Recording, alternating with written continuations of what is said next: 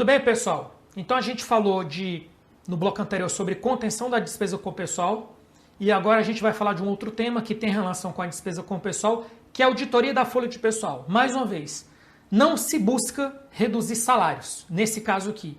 Aqui se busca identificar inconsistências no pagamento, pagamento duplicados, servidores que não poderiam receber determinado pagamento porque já estão acumulando funções ou acumulando cargos e não tem uma compatibilidade da jornada de horário.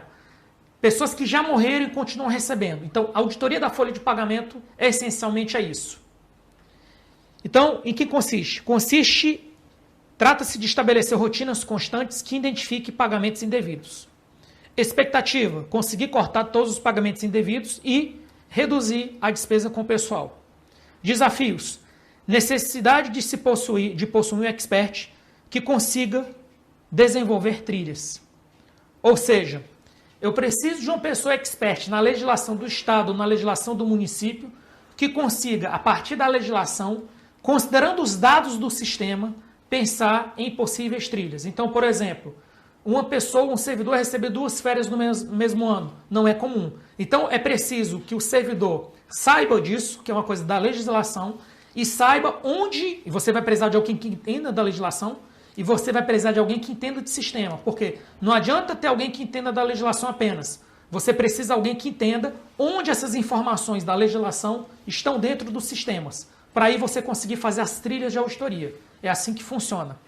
Sistemas obsoletos ou com preenchimento precário que podem gerar falsos positivos na trilha. Esse é outro desafio. Então, às vezes o seu sistema é precário. Então, talvez você tenha que gastar alguns meses aperfeiçoando o preenchimento da base de dados. Então, talvez você tenha que fazer primeiro. Você tem as trilhas, mas os campos ou o sistema não está preenchido. Então, você vai ter que fazer uma fase anterior no seu projeto. A fase primeiro de alimentação, a fase de conformidade do banco de dados, para depois você aplicar as trilhas e as extrações para evitar falsos positivos. Após detectar uma inconsistência, deve-se haver um rito procedimental do contraditório e ampla defesa. Pode levar 3 meses em média até a exclusão do benefício. Então, para deixar bem claro, identifiquei algo irregular no pagamento de servidor, vou lá e prendo o servidor. Não, não funciona assim. Você vai ter que dar o contraditório e ampla defesa, é um processo considerado demorado, pode chegar até 3 meses, para aí você pedir o ressarcimento do salário do valor indevido.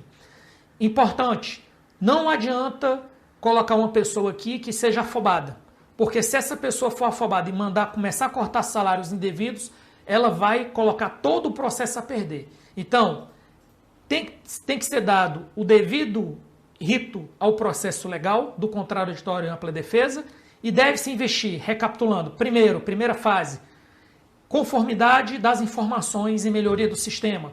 Segundo, definição das trilhas com expert na legislação e com expert em extração de campos do sistema, pensando em trilhas. Para a partir daí, com base nas inconsistências no sistema de pagamento, identificar pagamentos indevidos, analisar os processos servidor a servidor e, eventualmente, cortar pagamentos após o contraditório e ampla defesa. E ter o valor de volta. O rito anterior deve estar previamente regulamentado com a validação da assessoria jurídica do ente, evitando assim a judicialização. Então, quando for definindo o rito de trilhas, contraditório pela defesa, recomendo que você submeta isso para a assessoria jurídica, ou do Estado ou do município, de modo que quando a situação apertar, quando alguém disser que não vai pagar, você ter condições de cortar o pagamento e não ser acusado, por exemplo, de abuso de autoridade. Porque também tem hoje a lei de abuso de autoridade. Então, tem que ser seguido um rito processual legal, certo? Preferencialmente não, necessariamente validado pela assessoria jurídica. Então você vê que tem várias frentes. Conformidade do sistema, expert na legislação, expert no sistema para fazer extração de dados e a parte jurídica. Esses quatro grandes eixos devem trabalhar em paralelo para que esse processo seja bem sucedido. Trilhas mais comuns, beneficiários que já morreram, acumulação indevida de cargos, jornada incompatível de horários e locais. Lições aprendidas. Faz-se necessário de um expert em legislação de pessoal e um expert em base de dados a fim de gerar as trilhas.